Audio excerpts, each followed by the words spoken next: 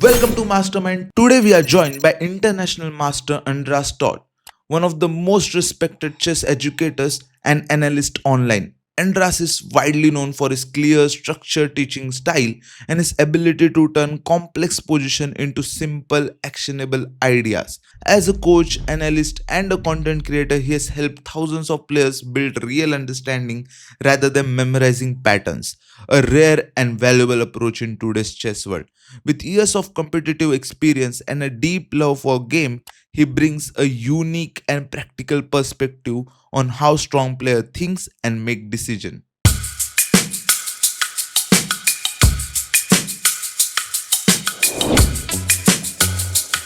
Welcome back to Inside the Mastermind. Today we have with us international master Andras, a well-known coach, educator, and one of the most insightful chess voices online.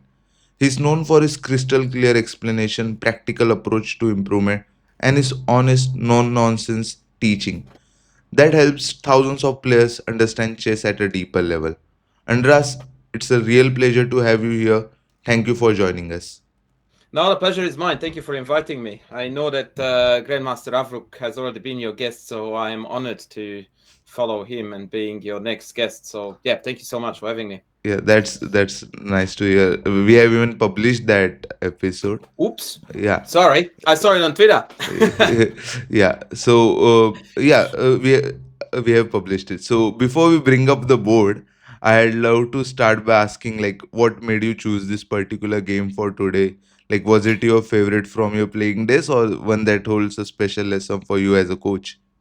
Look, I thought that most of the games that I have played over the board, Mm-hmm. I have already published on my channel, and they are reasonably well documented as far as my own YouTubing is concerned. So I wanted to bring you some fresh material. But since I'm only playing nowadays online because everything I do is coaching, Mm-hmm. I decided to bring you a game that I recently played online, Mm-hmm. and I do think that it has got a great deal of educational value. And since that's what I do on YouTube, I thought that I would bring my, ultimate persona to this occasion, just to not to change what I like to do and what I do and what I stand for.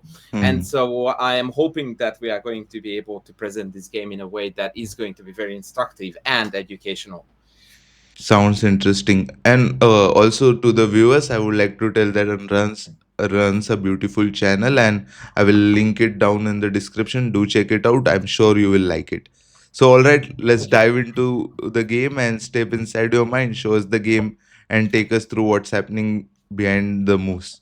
Right. So my opponent is an American grandmaster who is called Andrei Gorovets, Mm-hmm. and for the record, I need to state that he usually has a crystal clear winning record against me. Mm-hmm. But this was an occasion where I managed to catch him, and part of the reason was his opening play, as I'm about to reveal it very, very soon.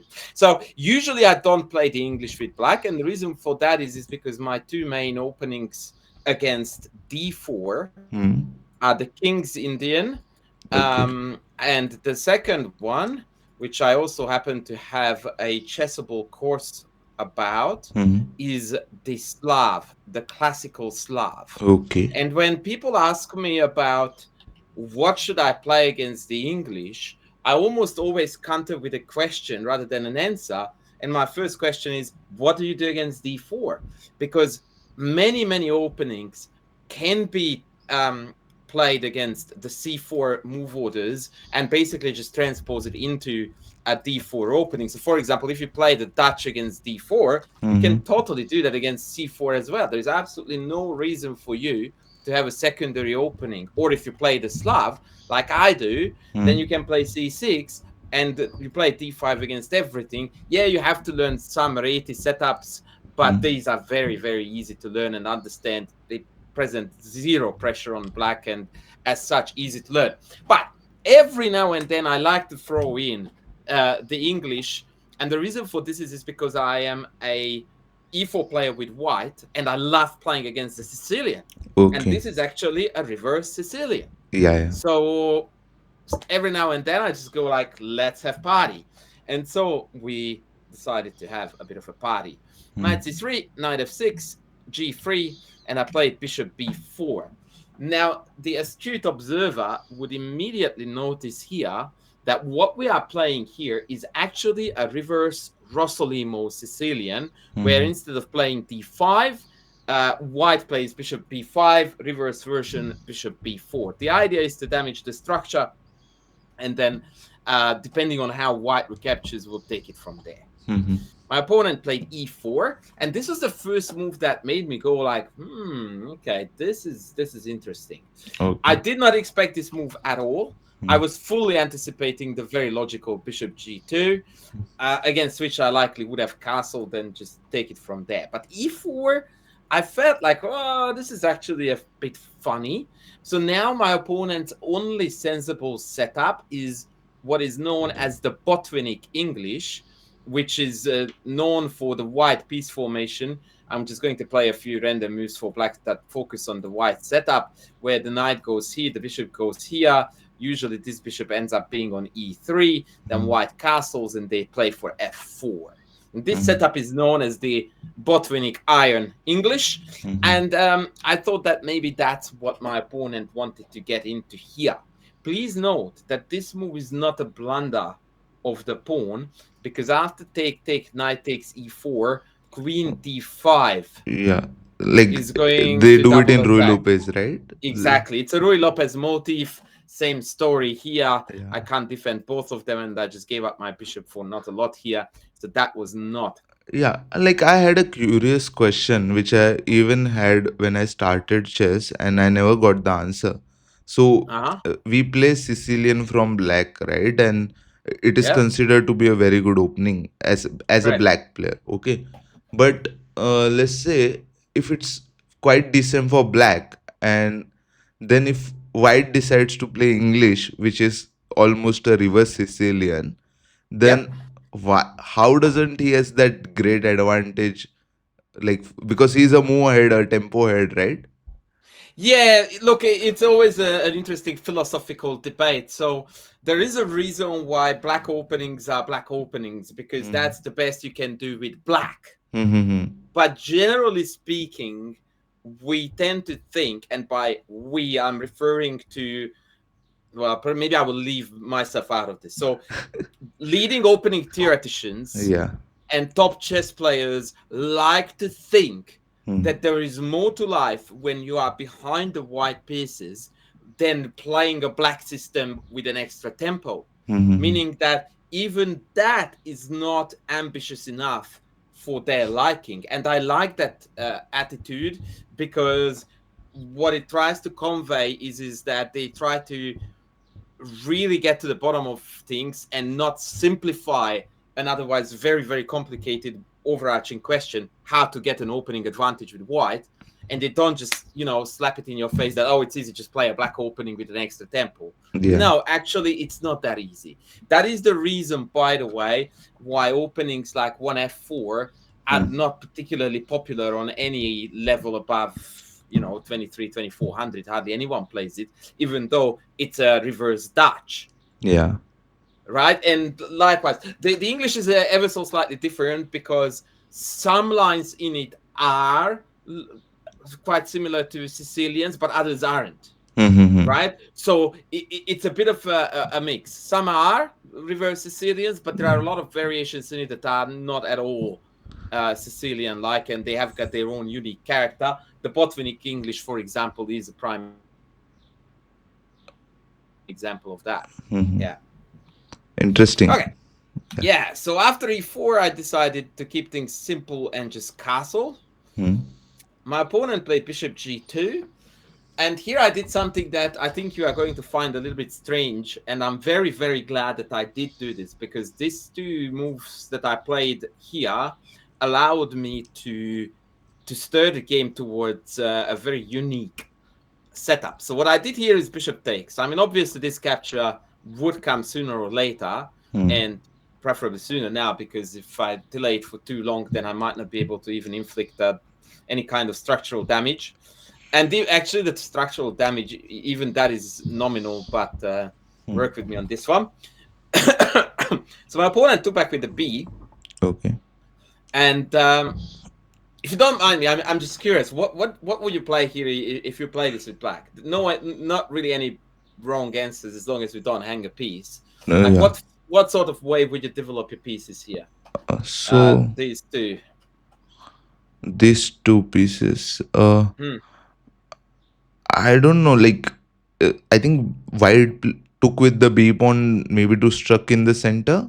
Hmm. So I thought c5 is a move, but I see. And then you would follow that up with knight yeah, c6, yeah, correct? yeah, And then d6, and then yeah. whatever. Correct, And correct. this is actually a very smart idea in the sense that Mm-hmm. having given up the dark squared bishops, Mm-hmm. it's a good policy to put your pawns on black because that means that your bishop is going to be able to find lots of diagonals rather Yeah, than being stuck behind pawns on its color. So strategically speaking, it is quite a wise idea to play like this. We yeah, know this motif from the Nimzo Indian, and many other openings feature this concept. yeah. And second idea which I had was like now the c4 pawn is weak, so can I go b6 and bishop a6? Right. Now, I would like to correct you on that one. The c4 pawn is only going to become weak if the pawn pushes past Yeah. the d pawn, that is, Uh-huh. because until then, d3 is going Mm-hmm. to hold the structure very firmly together. Mm-hmm. Mm-hmm. Right. Yeah. So, what I did here Mm-hmm. was a very different idea, but as you will see, it's quite reasonable once we investigate what it is. So, I Mm-hmm. played this move here. Okay. Now, this might definitely look very weird to a lot of people because, like, why wouldn't you go to c6? Yeah. Right? And the idea why I'm not going to c6, well, it's pretty obvious, is that I want to go to c5 Mm-hmm. instead. Now, why do I want to go to c5? The reason why I want to go to c5 is because once I am on c5, assume they play a move like knight e2, I am now forcing d3, which by definition means that I don't really have to worry about a d4 break because e4 is always going to be hanging. Mm-hmm. And now again, I can see that play the dark square policy that you already mentioned as well. Now, don't get me wrong. I'm not trying to say that this is a great idea. In fact, it wasn't. It's not even top 3 on the engine's choices, Mm-hmm. but it's certainly an idea. Yeah. And the only move that I regret that I didn't play instead is going to take us into a very interesting historical journey. But I think in order to provide the best context, I will show you a few more moves. Mm-hmm. So this is what happened. I played knight a6, Okay. and here he played something that just made me go like, "Wow, man, that is wild." He played pawn g4. Oh.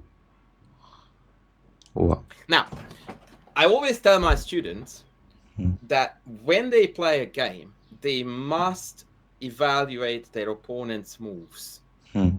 at all times, especially when it is a move that was unexpected. Mm. And the reason for this is not because we want it to be judgmental or cocky, Mm-hmm. but because you must inform yourself about what's going on the board in order to find the adequate response.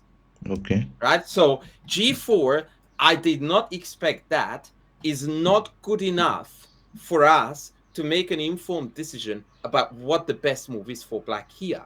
Mm-hmm. g4, I didn't expect this. It is rubbish. Is a very arrogant way to go about this, but since you don't speak it out loud like I just did, but you are internalizing it inside your head, is a very strong stance that tells you that you need to look for moves that punish it. Mm. Which is why I encourage my students, by the way, to be very open and honest inside their head, not spoken out because that's very rude, but inside your head, be very clear in your internal language about how you evaluate the move. And when g4 landed, indeed, in my head, I went like, there is no way that that move can be right. Okay. And when you say something like that internally to yourself, that already sets your train of thoughts on a certain path. That these are the moves I'm looking at. There is no way that that is good cannot be answered with h6. Mm. Right? There is an amazing and super obvious conflict, I just call that move nonsense or rubbish or put whatever super aggressive word that you like. And then I'm responding to it with the most sheepish, passive, defensive move. Not happening. So merely by evaluating, hopefully correctly, the move, I'm ruling out a lot of counter responses. Yeah.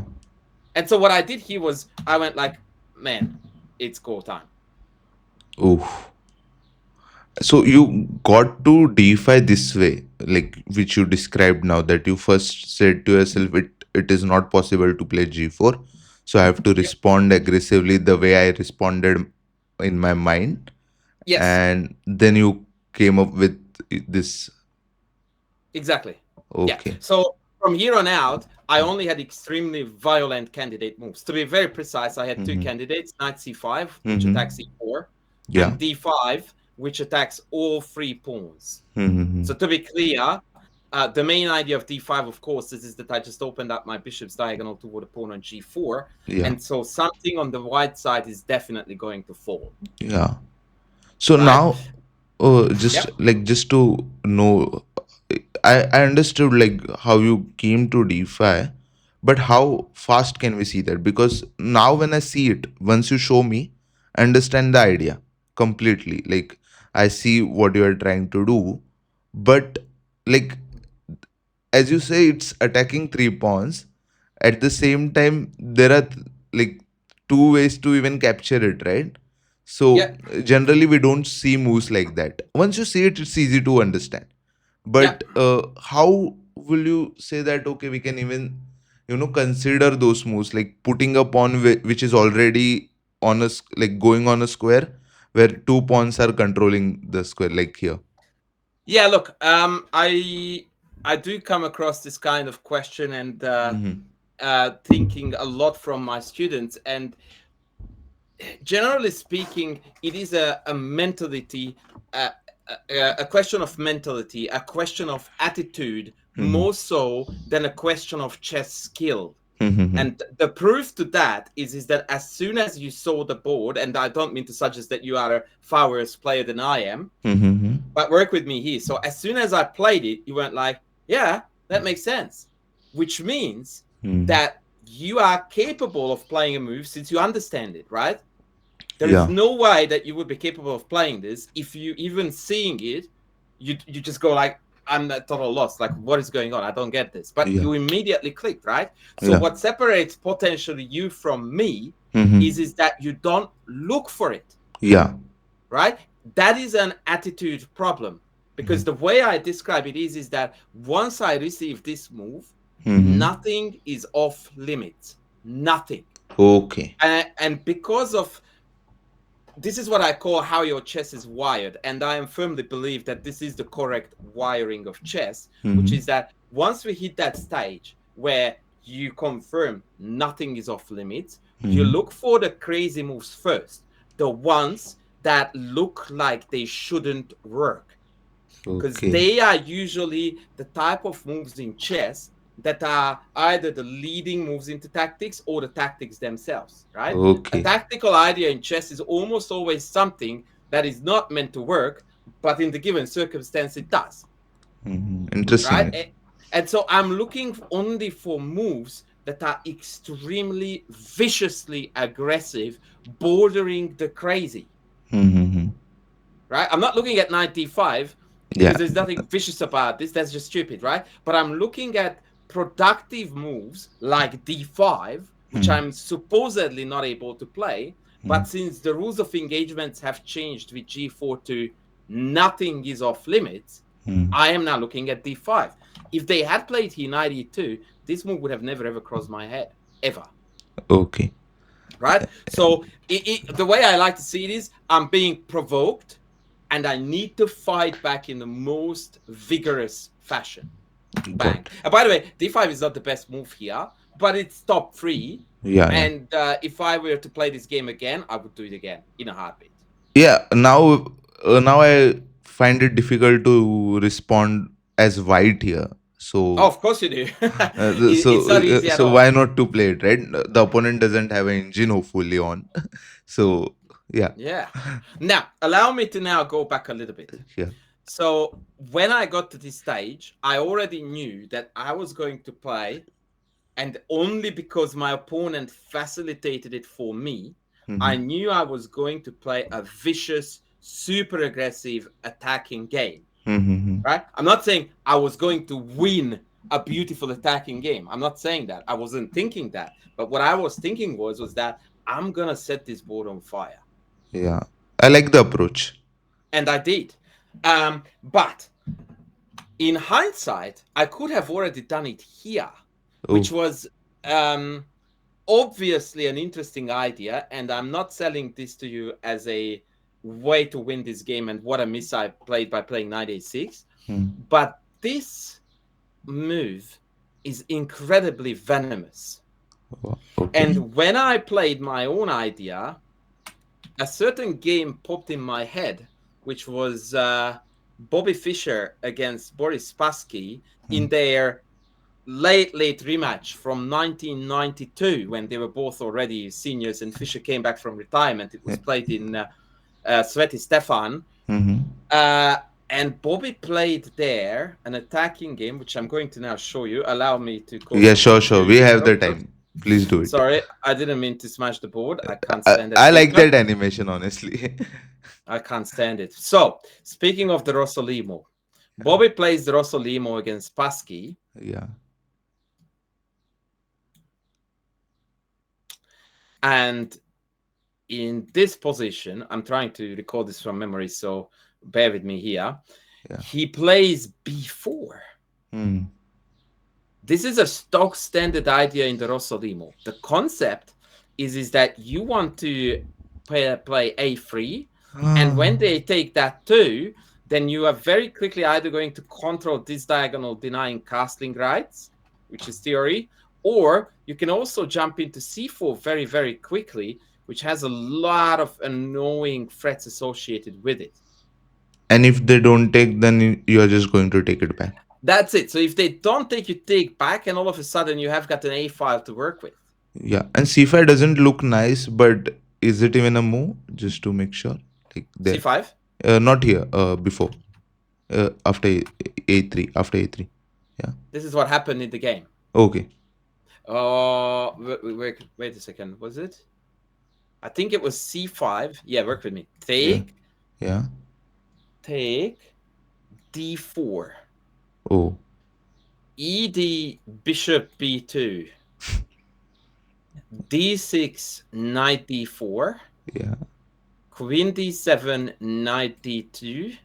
Knight h6, knight c4, bishop b7, knight f5. Wow. What is Bishop that? takes b2, knight check, king f8, knight takes h6, and Bobby went on to win in an epic style. I mean, the epic style is to be seen right now. So this b5 idea was, or rather the concept of sacrificing pawns for initiative was in my head, but I forgot the how exactly, or rather I wasn't thinking about it strongly enough. And so it didn't occur to me to play b5 here. I'm going to demonstrate to you just one simple line to see how incredibly venomous this can turn out to be. So you go a6, Okay. takes, d5. What's particularly beautiful about this line and the way how it's going to unfold, that almost throughout the entire line, I offer something for white to take, right? Like, take Yeah. it. They take it, and then I offer another, or at the very least, I don't take back. Like a6, take it. They do. And again, I don't take back. I just go like, take that. Yeah, I recently Right? played this variant anti-chess and it looks similar, where you have to where you offer and the opponent is forced to make a capture move. Yeah. But work with me here. So the point is that every time white takes it, it means they are not developing, they are not securing their king. Yeah. And I'm opening files and diagonals and further lines that may be relevant. Watch this. Takes, now I take. Okay. And now we see the first really serious problem for white, which is that they will not be able to castle easily. Yeah. Now, I went here with d6 because this is typically what lower-rated players, with respect, would like to investigate because they get fancied about the fact that the rook is hanging. Mm-hmm. So of course, what you do here is that you go like, oh, you want my rook? Sure, take it. Take it. And you just hang it too. And now you have got a new piece joining the party. I didn't even look at bishop a8 here. It's that bad.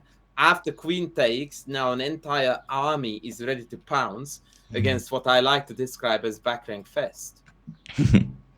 This is how chess is not meant to be played ever. And this is why I keep on recommending my students to study Morphy, because from Morphy's games, you learn this kind of mindset and chess style.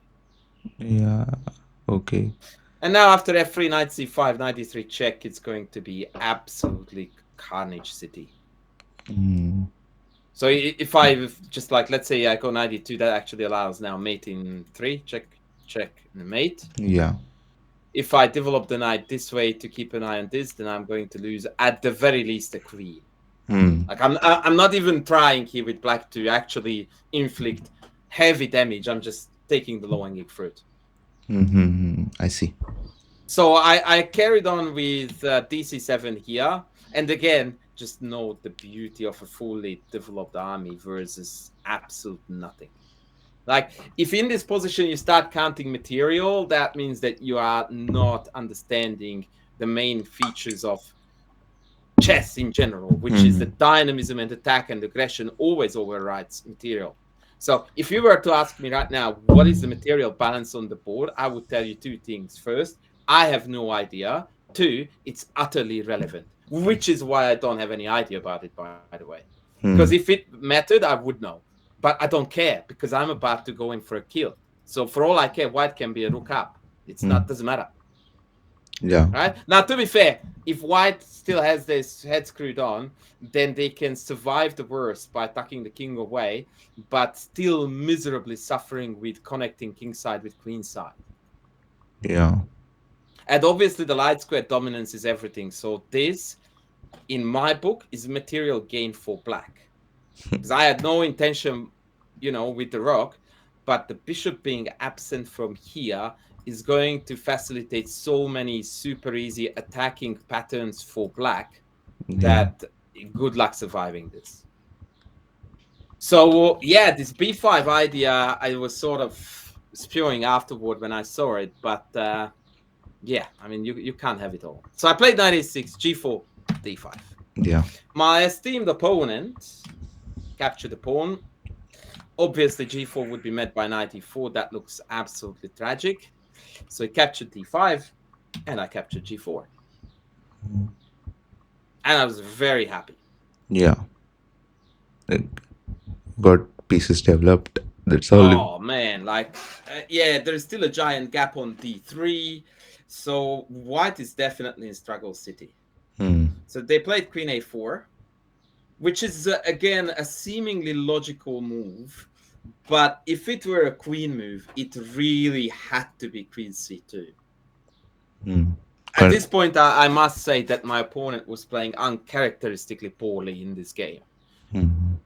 Like, compared to his regular standards. Because it's crystal clear to see that if you move the queen out here or here, you're walking headfirst into a knight c5 tempo.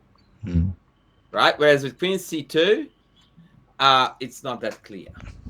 Yes. By the way, here too, the best way to continue the onslaught is to play c6. And the idea is that if they take, now my queen sees the d3 square. So of course I'm not recapturing, because who cares about pawns? We are going in for the kill again. Wow. And knight d3 check is not stoppable anymore. I mean, they can play d4, but I can just take it. I see. By the way, there's one more thing I knew I forgot to tell you one thing. When I played knight a6, the only thing that I wanted to check was that d4 was not playable. Because if d4 is playable... Yeah, and for that reason I was not going... Yeah, that shuts down my knight c5 idea. But here I calculated that I would just take it. And if takes, then I have this. Because leaving a king in the middle... Okay, obviously you can't take that.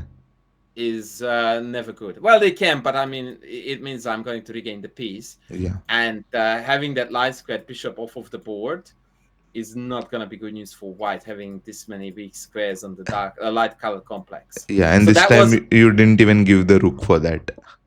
I easily, but I don't need to because I could follow it with f5, right? Yeah, So I will just show you that. So take knight e4 yeah. takes. Even if they go, excuse me, here, F3. Yeah. I can just play f5 and pick F5. it off. Yeah. Yeah, I would actually throw in d5 here first to open up the bishop's diagonal, and then f5. This is how I would play it. Because this Wow. way, this is already semi-developed, and I'm also threatening to take this. Perfect. Yeah. So that is, by the way, to demonstrate that even though this was played with a positional intent to play knight c5 and shut down d4, I had a tactical justification. All right, back to the game. So queen a4. Now, to be honest with you, this was the point when I thought to myself that I would be super upset if I didn't win this, because it just looks like I'm killing it. So I played c6, same idea. I want them to open up the d5 for me so that I can see d3. Oh yeah. Yeah. So c6 played. Whoa! No! I pressed the wrong button. Wrong button. No spoilers. No spoilers. No Sorry. spoilers. So f3 played. Yeah. F3 played, and here I made a mistake. Yeah. And I was afterward very angry with myself for making this mistake, because I denied an even more beautiful win from myself than what I managed to accomplish. Yeah. So the general rule of thumb, which I always teach to my students, and the one that I absolutely viciously violated here, and shame on me for that, is that when we are on the offensive, the last move that you look at is retreat. Like, retreat is not allowed. Yeah. We are playing chess where we are going forward and forward only. Right? I am on the attack. My opponent has one minor piece developed. The king is stuck in the middle. The board is very lively, full of tactics. There is no way that I need to play a move like this here. Right? Now, it completely is winning, right? I'm not ruining anything, but it's actually so unprincipled and against my own teachings that I'm kind of embarrassed to admit that I played this. Of course, the correct move in the spirit of the position was knight c5, but I didn't bother to calculate the consequences of queen c4, because I was like, why would I hang two pieces when I don't have to? Just a question now. Okay, like I was looking for knight e4 for a long time. Okay, when you showed this, when you showed f3, I was thinking, okay, knight e4 is not working because queen can take and nothing is happening as such. But then I was looking at knight c4. Okay, then sorry, knight c5, and then I saw queen c4, and here I stopped because I was like, okay. But now when I see queen c4 on the board, I don't know if it's correct. I haven't even seen the game, but now I think knight e4 works. And you are correct. Yeah. And this is why I shouldn't have stopped calculating, because here, of course, when you have got two hanging, the correct answer, and now I would refer back to myself very humbly what I said earlier. Yeah. The crazy moves, the cocky moves. Two hanging, no worries. Let me hang the third one. Yeah. Best move by far on the board. Yeah, by far. But my question continues now. So how do I develop this now? Once I see queen c4 on the board, like when I see in my imagination, in my mind, I can see knight e4 instantly.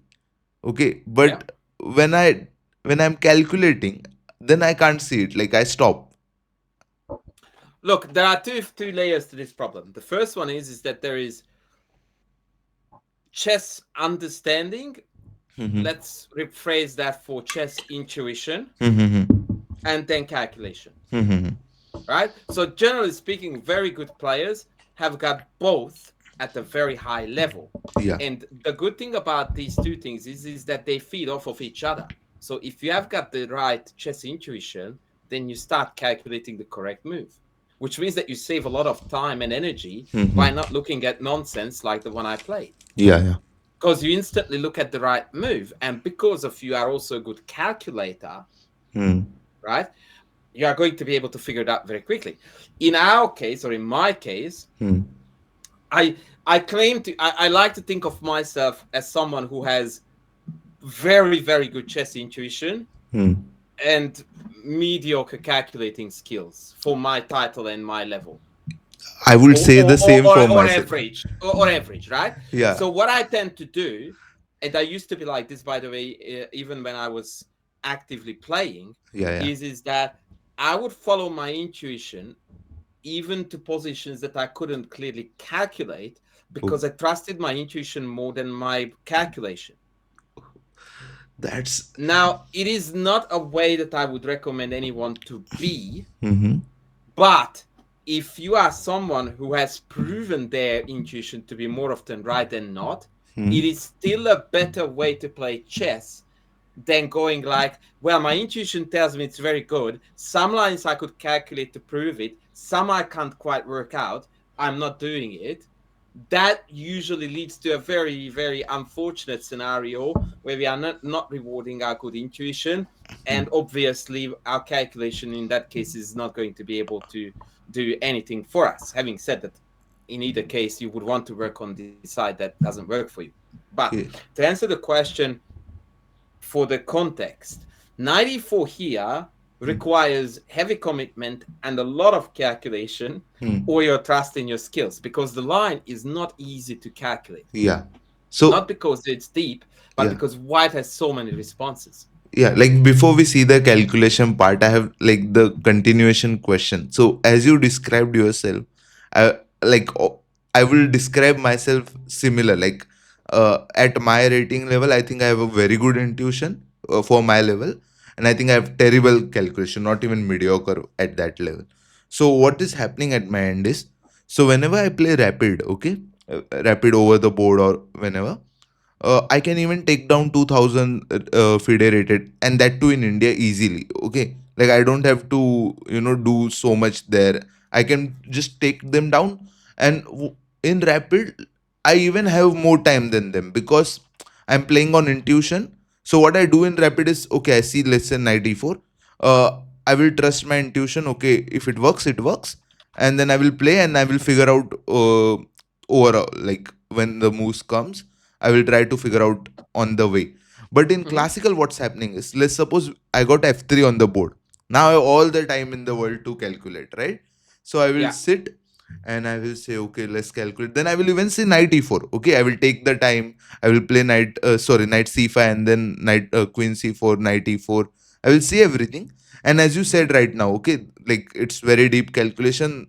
You can miss some lines, and I will be like, okay, I'm not sure in this line, so maybe I should not play this. And then I will be okay, I should go bishop d7 then. And then I play bishop d7. Luckily for you, it was winning here. For me, it Yeah. turns out to be blunder. So whatever game I have lost recently, I have lost in this way only. So I'm winning. I have even lost plus 7 game, where you said like you don't go backward. I have no material advantage. I'm +7. I checked it afterwards. I was +7, no material advantage. Not even a checkmate. He was just for saving the checkmate. He had to give a lot of material there, and therefore it was +7. And at some point, I was like, okay, I can't think. I can't think. I'm not sure. And it was very important match for me for the tournament. So I was like, okay, let's go back, and I'm still better. And from better, then the energy just flowed, right? I was up, I was holding him, and then it was like, okay, now I'm retreating back, and the energy level shifts, and then I lost the game. Look, what I like to say to my students and to everyone really about this matter, Mm-hmm. and funnily enough, when I say it, you're going to go like, yeah, that makes total sense. Like, really, like, I will do that. Mm-hmm. And a lot of people say it and they still don't do it. So Yeah. hear me out. My take on this is the following. Mm-hmm. If you calculate a very fascinating, exciting line like 94, Mm-hmm. which you know that it sets on the board on fire, you know it's fun, you know it's super aggressive, this is the type of chess that you enjoy playing. Yeah. That is the type of chess that makes other people in the tournament hall Mm. come to your board and go like, "Oi, Swapnil is on fire, man! Look at that!" Yeah. Right? So that's like you are almost no longer a chess player, but a stage performer. Mm. You are in the middle of creating something, Yeah. right? You still don't know what you are creating, It may be a botched attack that is going to, go down in history as a nothing. So mostly it won't even be known in history at all. But it has the potential to be a masterpiece. Your alternative, the bishop d7 move, has 125% guarantee that that's going to be a lot of things. Masterpiece has been written off. Yeah. Right? So even if your mentality is that I can't calculate it and I might lose, you much rather lose in an attempt to create a masterpiece, to beat a grandmaster, to play the game of your life, and to test your skills to the max, than giving up on all of that and play a move that definitely doesn't give you better chances of not losing anyway. Makes so much sense. Right? Like, imagine if the warriors of Sparta, who fought against the invading Persian army at Thermopylae when there were 300 Spartans against tens of thousands of Persian warriors, right? They knew before they even went to Thermopylae that they were going to die. That was the only thing that was guaranteed. All of them knew that you're not coming back from there. Yeah. Right? And they still chose to die, partly because that was just a code of honor, but more importantly, because they knew that they were creating a masterpiece that was going to be spoken of for thousands of years. I'm getting, by the way, Goosebumps. goosebumps Yeah, saying same, it, same right? here. Now, they could have chosen to not to go to Thermopylae Yeah. and still die miserably, shamefully, and no single history book would have written a letter about them. Same outcome, right? Yeah. One made them heroes for eternity Yeah. and looked up as, man of honor and whatever else you wanted to add to that, or a measly traitor.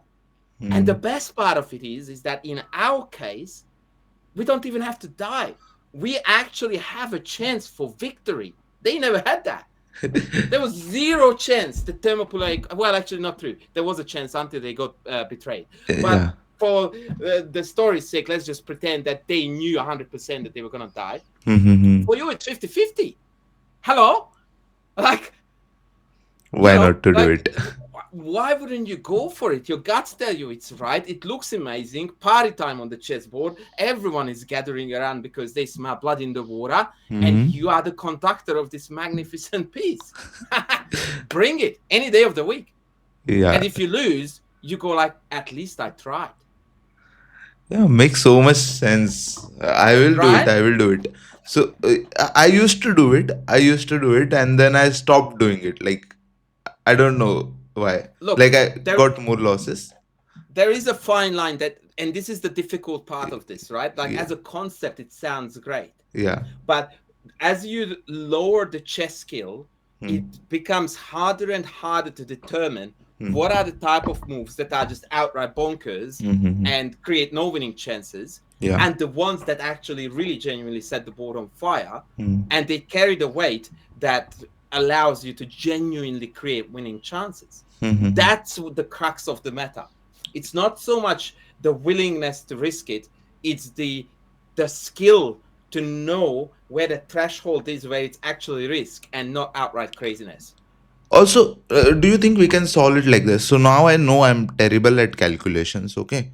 And my intuitions are That makes good. it the two of us, so that doesn't sound like a good team, but go on. Yeah, so like still you are I am, right? And when you say you are terrible at calculation, you say it according to an I am, right? Yeah, So of course. yeah, so like if both of us, okay, if we can improve our calculations, surely we will improve our strength of play, right?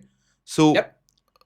I'm sure you must have worked on your calculation even when you say you are terrible at it. So like Look, what? I'm exaggerating. I'm pretty decent at it, but that Yeah. has always been a weaker side of my chess. Yeah. So And unfortunately, I never really trained it the way I should have.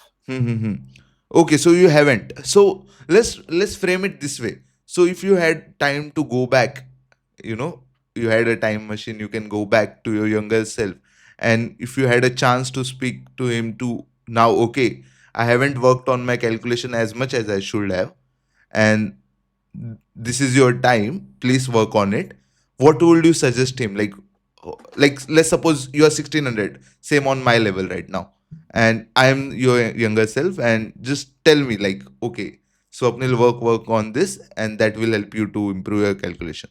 Right. So this is something that I do tell to my students exactly because I don't want them to fall into my trap Mm-hmm. and to allow them a lot faster, excuse me, development path than Mm-hmm. mine was, Mm-hmm. even though mine was pretty quick too. But anyway, obviously, as a coach, I'm trying to facilitate, excuse me, the No optimal issues. Yeah. growth trajectory, right? Yeah. So this is what it is. What I got incorrect at my time, and I kept on doing it because it was the easy way out, was Mm-hmm. that when I was calculating a certain line, Mm-hmm. I would cut it off when it became a bit too fuzzy, Mm-hmm. and I would almost always make a call off that line and make an evaluation based on my gut feelings, Mm-hmm. intuition, if you will. Yeah. And what I'm telling my students nowadays an awful lot, and it's very demanding on club level, but once again, the sooner you build good habits, the better you become, Yeah. is that every single decision you make, not Mm-hmm. every single, but to work with me. So the vast majority of decisions you make, Mm-hmm. I want it to be backed by a concrete, a precise, calculated line, and which is closed off with an evaluation. Okay. Every single decision. Like Oh. when people ask me, how do I improve my calculation? My constant answer to that is that every single thing in chess can be turned into a calculating exercise. Everything. As soon as you start analyzing a game, Mm-hmm. you can stop at any given moment and you go like, what would I play here? Mm-hmm. And from here on out, you're calculating if you're following my advice, which is to always make a decision based on calculated lines backed by uh, Evaluation. evaluation. Yeah. That And sounds to interesting. overdo it, even when it doesn't feel necessary. Because as far as I'm concerned, no chess player has ever lost a game, not at least in terms of on the chessboard, on the clock potentially, by calculating too much. Mm-hmm. The lower you go on the rating ladder, the more it becomes the truth. A Mm-hmm. lot of people lose infinite number of games Mm-hmm. because they don't calculate enough. Yeah. But over calculating, as far as I'm concerned, that's not a problem. That's a blessing. Mm-hmm. Go to town and calculate your hearts out because that is the core of modern chess. The better calculator always defeats the weaker calculator. Doesn't matter, or within a certain range of similar positional understanding, a better calculator will always defeat a weaker one. And by the way, in this regard, the Indian chess school, if I can call it that, although I Mm-hmm. don't think Yeah. that it has been coined as such, so hopefully people will quote me now on that, predominantly driven by Ramesh RB, Yeah.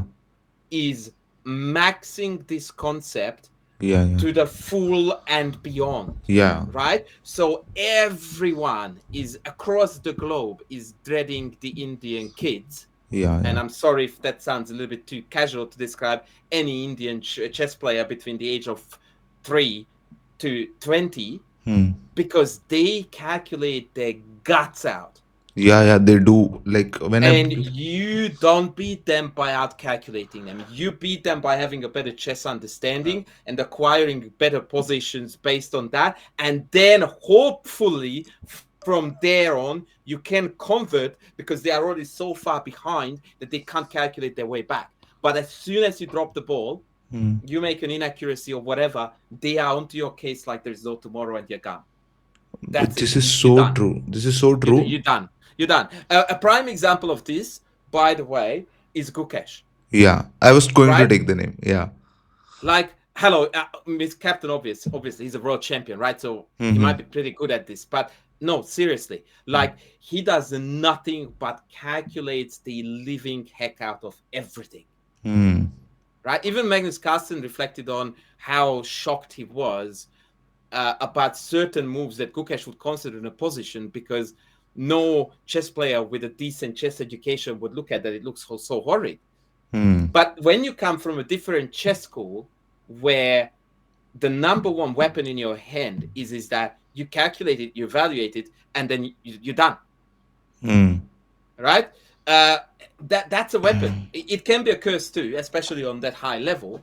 But look at him, world champion. Yeah. I've seen the interview where Magnus mentioned that. And And by the way, I would that's even true. argue that his polar opposite from the Indian chess school, Pragnananda, who probably is known to be the most positionally minded player amongst the current Indian generation of those kids, if you don't mind me saying that, even he is an absolutely vicious calculator. Yes. He actually acquired his positional understanding on top, or rather, I should say, after he was already a grandmaster with calculating skills like off the charts. Crazy. He might play chess in a certain way now, but make no mistake, he can calculate the socks off of you like this. No worries. Like, he is also insanely good at that, as Yeah. is like everyone in that cohort. Yeah, this So helps. This helps. Let's go into the game. Otherwise, we will right, continue the I calculation. am going on a tangent now. So Yeah. 94. Very briefly, I tell you what calculation needs to be done, and I'm not going to play it out. So it's a test for those who follow us whether they could Yeah, they run can this stop. I will calculator or highly not. recommend. Yeah. Just now Yeah, we right. discuss.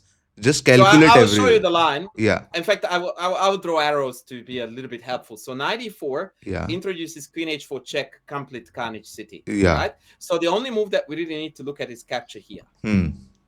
Okay. Then we go Queen H4 check, Yeah. against which the only legal response is King F1. Yeah. And at this point, some people would chicken out, excuse Yeah. the French, because we just sacked the piece and Yeah. another one is on prey. Yeah. A good chess player would go like, King F1, same file on my rook, F5. Oof. And after queen takes C5, FE4 check, That's white over. has to put something in the way of the check Yeah. as a way of getting out. And I stop there. Actually, I would even say that that's an easy calculation. Yeah. Because you take F3, you're down a piece, but the white king is naked. It has to win. Period. Yeah. And that's it. Hmm. Right? So Cool. now I'm going to play it out. So takes,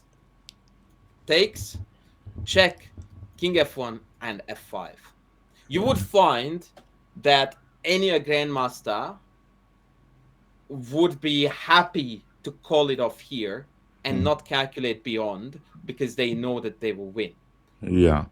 9 out of 10 grandmasters would calculate beyond simply because it's very easy. It's only 2 moves, right? 3 moves, sorry. So it's super easy on their level to visualize. And so why wouldn't you do the courtesy to yourself when it's so easy?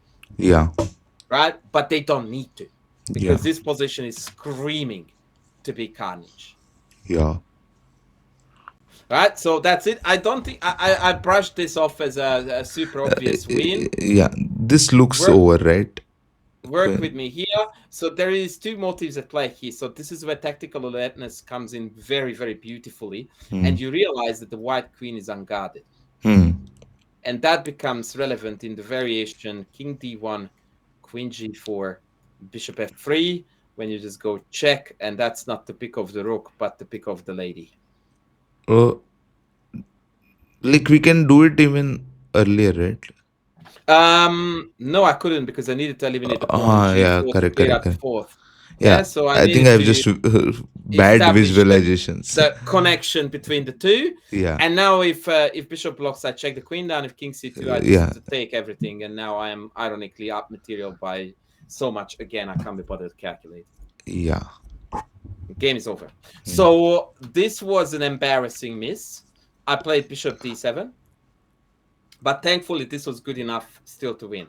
He played takes, and that allowed me to recreate the win condition, so to speak, which was to penetrate here. Yeah. He played queen c4, a clever move to deny knight c5. But of course, everything just rolls so easily when you are this far ahead that every developing move you play is a punch in the face for the opponent. Like, rook c8 now doesn't allow them to continue developing because I can just take this. Yeah. And the queen is on, bishop d3 is incoming, it's death. So he had to drop back again. And now he has played already 1, 2, 3 queen moves in a position where nothing is developed. And these are the things that we should learn at basically at the 1000 level, that this is not the way to play chess. Yeah. So I went knight c5. Now the carnage is incoming. Bishop a3, check. King here, and here I had an abundance of choice in order to finish it off. I went with knight f4, Mhm. queen e3, and bishop b5 check. And here there is a fabulous finish. My opponent played king e1 and resigned Yeah. promptly after the royal fork. But perhaps our viewers, your viewers, would like to investigate the winning move, which is a gorgeous idea, against king f2. And I invite you to, perhaps, if you don't mind me putting you on Yeah. the spot, Yeah. to try to figure out the win I'm for thinking. black. I'm thinking. Uh,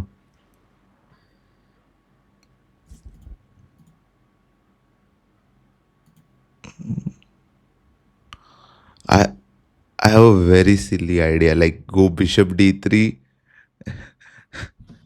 I mean, look, bishop d3 obviously creates a very nice paralysis, but this king is begging to be hurt. Yeah. Uh, not sure. Not sure. Can you help me? I'm going to give you a hint. Yeah. The correct move is going to win the queen by force or lead to mate next. Yeah. So my reason for going bishop d3 was I will take on e4. Yeah, see, the problem is that taking on e4 is not serving your purpose, because knight e4, pawn e4, No, queen to with the check. bishop. I wanted to take with the bishop. Oh, you wanted to get the queen. No. Yeah. So the first motive that stood out to me here, I wanted to go to take check or immediate check with mate here. Mm-hmm. But neither works, Yeah. because when I take on either of them, after the check, I can block. Yeah.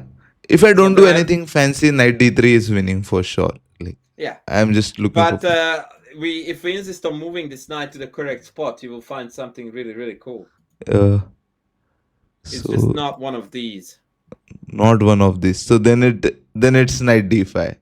Indeed. And that is a double attack of hanging queen and an absolutely fabulous checkmate.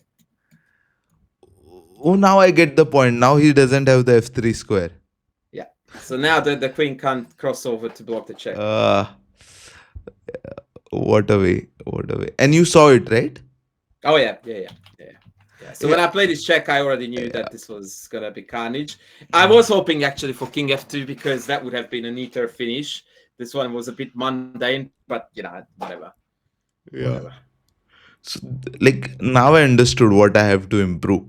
I just need to figure out how, and maybe how also you have told, right? Like whenever you see the position, you calculate, and especially the unpleasant ones, right?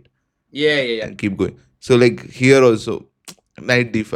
The idea is in itself so nice, right? Whenever you go knight g4 or knight e4, the f3 square is making all the trouble, Yeah, and then you exactly. find So knight d5.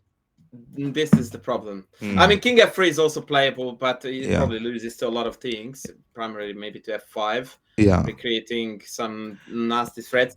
But yeah, the main point is that you don't want to allow the queen to cross over. So knight e5 is the way to open this thing up. Very, very nice, mate. You remember the position we were discussing on knight e4 earlier, the variation which Yeah. didn't happen. Yeah. Here, Which knight, was- yeah. knight c, here. Yeah. Yeah. So when I was looking at this, I saw till king f1, okay? And again the same pattern. When you put it on the board, I can see f5 like this, like within fraction of second. Yeah. But while we were, talking and discussing the position, I was trying to think, okay, what after king f1, king f1? And I was just unable to find f5 when I was visualizing. Yeah, it's interesting you say that, because if you think about it realistically, it's the most obvious move on the board. Yeah, but while visualizing, I can't do it. Like, that's my weakness. So is that because you don't see the position clearly enough to see that neither of these are on the board, and therefore f5 opens the file? When you ask that question, what I think is that for now, I'm playing with which pieces? I'm playing with my queen, bishop, and knight. So the f pawn goes out my mind like directly. Like I even saw queen f. I was trying to work out queen f6 there when I was calculating. You mean after Yeah, take, check, and then king here, and yeah. then pull Some the queen like I back? saw the draw, and I was like, okay, we don't do this for draw, right? Our aim was to Yeah, yeah, yeah. get into a memorable game. So yeah. Absolutely. Look, this is probably not as good an advice as the other one was, but when you are stuck in a position like this and you are Mm-hmm. defaulting yourself to going back for a check here, Mm-hmm. that, in my opinion, translates to you do not have enough resources, Mm-hmm. meaning pieces currently, to Mm-hmm. finish off the attack. You need a new influx of blood, fresh blood into the attack. And so you start thinking about what other piece can I bring in. Hmm. So would you frame it this way that what I when I visualize what I do is, so let's suppose for real, like we are playing with four pieces right now, the queen, two knights, and bishop, right, in the game. Yeah. So Yeah, I don't like that phrasing at all, or in, rather that no, that no. that way of thinking. And I tell you why. Sorry, because what that tends to do is to restrict your mind to Mm-hmm. those are the only ones we can work with. Yeah, It doesn't give you the liberty to consider ideas like f5 yeah, because that brings in a piece that you already have written off as a well, we're not playing with that. yeah. Okay, that sounds interesting. I will try to implement this. Hopefully, it helps me. Yeah, For I don't like it. One of the biggest, so you find, by the way, at least this is my take on this as a coach, is mm-hmm. that the main reason, not necessarily why, but how people avoid calculating, partly because they don't trust that they can, partly because it's difficult, it's hard, therefore they don't want to, Mm-hmm. is that they set up certain boundaries around themselves, Yeah. and they try to restrict themselves within the boundaries because those boundaries Mm. create a scenario on the board that is a lot easier to navigate and calculate. Such is that you say we are currently attacking with four pieces. That boundary immediately eliminates a lot of calculating that would involve you thinking about how to bring in the rocks, because Mm. your brain is already telling yourself that no, we are only attacking with the four, Yeah, got you. right? Yeah. So and there are many examples of this when people say things like, oh, I didn't consider, or I didn't like 94 f5 because there was a discovered check on the diagonal. Mm-hmm. And yes, there is a discovered check on the diagonal, so calculate it, evaluate if that's a danger or not, and move on. Hmm. Right, so that's actually a beautiful example related to my concept here. So you would say that, I looked at f5 but I didn't like the discovery, Hmm. and then I would counter with, why didn't you like the discovery? And Yeah. there's no answer to this, right? Because the only thing you can say is that, well, it felt unpleasant. It's like, okay, did you calculate it? No. Hmm. Should we? Yes. Like, as soon as you look at it, like, discovery, so what? Like, this is what we were afraid of, that they gave us a check and we just casually sidestepped it, and now we are back to where we were. And you Hmm. would find these are the reasons why a lot of club level players refuse to consider, calculate, and engage with ideas, because this is hard, right? Like, you need to calculate, go deeper and deeper and deeper, and the more you calculate, the more you doubt your calculation, Hmm. right? Because you are now getting lost in the foggy world of calculation, Hmm. and that puts people on edge, Yeah. right? They don't feel comfortable. It feels like they lose control. So they'd rather play then a mundane move in this position like queen e7, and they Hmm. would be like, well, I developed my last piece, I connected my rocks. Surely this can't be bad. Yeah. Actually, this is a terrible example because obviously the bishop is hanging, so this wouldn't be a move. But you get my gist. This Yeah, I would got be the the point. kind of things that a lot of people on lower level would say, Hmm. right? And that's a textbook case of 100% avoided calculation, because we're not even engaging with the best move. We just merely go like, well, I was taught to develop my pieces. That's what I'm doing. So surely that's right.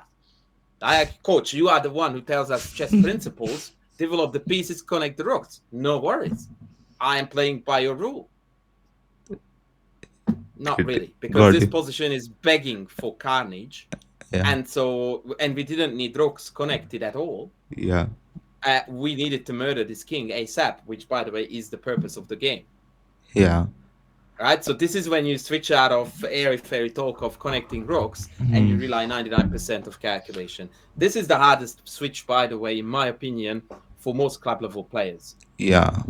To shake off these uh, supporting wheels that they enforce on themselves. Hmm. If you don't mind me once again hammering your own example, like the one that we are attacking with 4 pieces, Hmm. that if I really wanted to, like, if I were your coach, I would tell you that that is a completely meaningless piece of information. Hmm. Because what you are doing to yourself with that, by the way, is that you're telling yourself something that is plain obvious and it's in front of you. Yeah. So you saying that I'm conducting this attack with these 4 pieces is the same informational value as saying that I'm playing this game of chess. I know. You're sitting right there, you're playing with those. I can see this 4. And you can too. Therefore, that doesn't have any value whatsoever for your decision making. Right? It's like you are still walking out into the rain and you look up in the sky completely drenched and you go like, huh, it's raining. As opposed to before you leave the house, you look up on your phone or whatever, the weather forecast, plus you peek out in the window and go like, it's sunny, but I can see clouds gathering. I'll take my umbrella. When you are standing in the rain, looking up and saying, huh, it's raining. Yeah, thank you, Sherlock. I know. It's not helping you, is it? This So is I so. always I always tell students that I'm not interested in what you see right now on the board because I know you can see it, I can see it. We can't do too much with that. Hmm. I want you to see what's gonna be on the board in 4 moves time. That's the stuff we can work with, right? My Yeah. daughter who doesn't know how to play chess can tell us what's on the board. That's Yeah. not gonna take us anywhere. So we have to but it's not comfortable, it's hard. It's Hmm. the same thing, and I always bring up this example. If you want to learn, be a very good runner, and you want to run the marathon, right? Hmm. You are not going to be able to do that now. What Hmm. you can do is that you can comfortably run a kilometer. So Hmm. if you want to run a marathon, what you're going to do is for the next week, every day, you're going to run a kilometer and a half. Hmm. And the last half is going to hurt. It's going to be uncomfortable. You would want to stop. You will be short of breath. You are going to have stitches. It hurts. You want drink. You will question yourself why you're doing it. Hmm. It's all unpleasant. The same happens with calculation. Once you get to a point where it no longer is confident, it's blurry, it's whatever, your natural reaction is you want to stop. It's exactly the same thing. And the only way you can train this is to do exactly what the runner does, that you still do it and you push through every single time. And when you do that for 3 weeks, all of a sudden your I could run 1 kilometer goes up to 2. Yeah. And unfortunately, that's the nature of almost every sport. Your goal is still the 42.8 or 185. So Hmm. now your training is not 2, but 3.5. You keep adding up. Yeah. And you just keep on enhancing the workload, both in terms of when it comes to now back to chess, how much time you spend on it, but also how deeply you calculate, because now you have a newly acquired skill set. You visualize more clearly, you can see deeper. Then on the next set, now you can easily see branches of lines, right? So after 94, you will calculate both of the captures very confidently. Hmm. And this skill just keeps on growing and growing. But this takes years. And no one likes to hear that. Yeah. But no one said ever that chess was easy. I certainly never said that. Yeah. Yeah. Like this will really help me if I, implement this. I'm sure. What I'm going to do is after this is recorded, I will watch it again. I will watch it again, and I will try to include it in my training because I think this is what is missing on my end, and I think there will be viewers who has similar problem, and I will advise them to do the same thing, and hopefully it helps. Uh, Honestly, Andras, like being very honest, this was the best session I ever had. Like, Oh, I, pleasure is mine. yeah, I always had the questions, like this, like I can get till queen h4, and I can't see f5 on the board. Like on the board, I can see it. Visualization, I can't figure it out. But I never had the answer. Like everyone had the similar answer. Just calculate. There's no specific answer to that. But now Yeah. we have dissected it, like, and it makes much more sense, right? Like now I know what to do in the training. Now, because we were discussing so deep, I also understood the problem I had. Like I only saw the pieces which were involved, and I had that information which was quite useless, right? I was Mm. like I was playing two rooks off, if we Yeah. see that way. Yeah. And Yeah. yeah, uh, uh, it will surely help me, and I will hit you with a message when I increase my rating with that. uh, Thank you. it like, and also to the viewers I would like to mention, as Andras was saying, he does a lot of coaching, and I hope he has some slots available. So maybe we'll link your Instagram and email and um, it's better if you. I'm more active on Twitter or Twitter. X, as So we they will call it. link all the profiles where you can reach him out. Just do it on Twitter because he's more active there, and you can see, right, he's able to connect his knowledge, and he has this good communication skills, and he can bridge the gap, which was the motive of this session. Also, we have to bridge the gap between a Mm. master player and a mature or a club player like me. And this was a really cool session. It was pleasure having you, Andras. Thank you so much. It was absolutely my pleasure. I'm very happy to be again if you invite me. Thank you. Sure, bye guys.